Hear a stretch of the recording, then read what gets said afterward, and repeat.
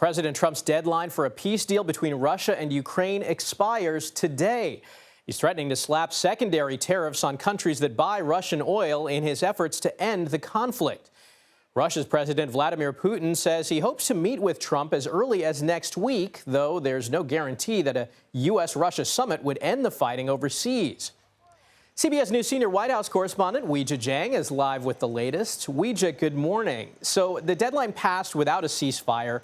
Where do things stand with President Trump's threats to take action? Good morning, Michael. Good morning, everybody. The White House says that those secondary sanctions are still expected to be implemented today. And we know that earlier this week, they already announced a 25% tariff on India for doing business with Russia. That's on top of an existing 25%. So the tariff rate there right now is 50%. But there certainly are several other countries that purchase Russian oil. The biggest customer is China. And so far, they have not received any secondary sanctions for continuing to purchase oil from Moscow. And it's unclear if they will, frankly, because the president has to weigh that against the ongoing negotiations for a trade deal with Beijing. It's also notable, Michael, that, you know, if all these countries did stop purchasing oil from Russia, that would really impact the supply, and that could drive oil prices up globally, which is also something the president doesn't want. Of course, ideally what he wants and continues to say is an end to the conflict. And on that end, it is possible that he meets with Vladimir Putin as early as next week. But the administration has made pretty clear, Michael, that there has to be substantial progress on the front of actually coming to a ceasefire agreement before that were to happen.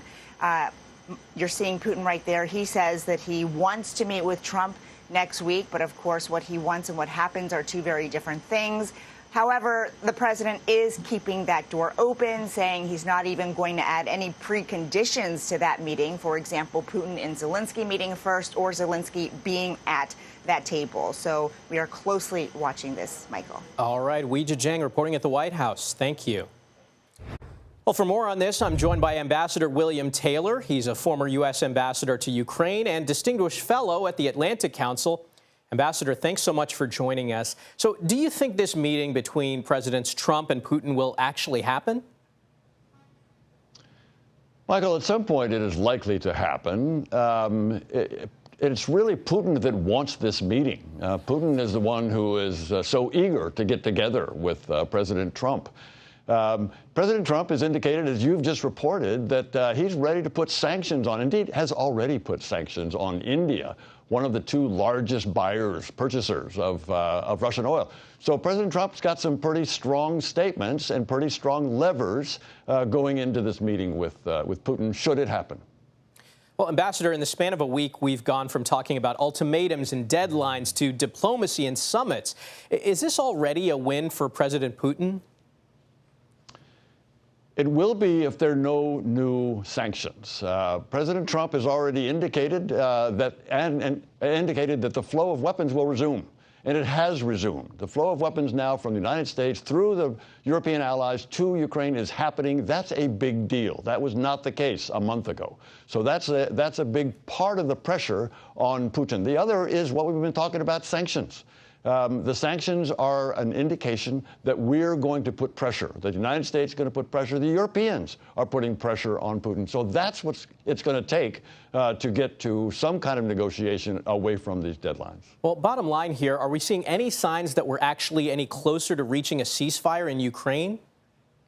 Not yet.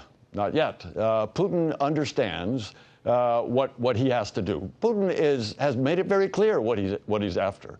He's after all of Ukraine. He's after eliminating Ukraine as a sovereign nation. And the Ukrainians know that. So until he's under real pressure, until Putin's under real pressure to sit down and negotiate a ceasefire, he'll continue to go for that goal. What about the Ukrainian perspective? How will Kyiv view the prospect of a meeting between Presidents Trump and Putin? Ukrainians, Michael, are tired. They are exhausted. They've been fighting the Russians for 3.5 years. They want this war to end. But they also know that Putin wants to dominate them, wants to control them, wants to eliminate their nation. So they're willing to continue to fight. They're determined to continue to fight. They will not stop resisting Putin. So they are looking for a way to end this war, but in a way that allows them to continue to be a sovereign nation. Ambassador William Taylor, we appreciate your perspective. Thanks for joining us.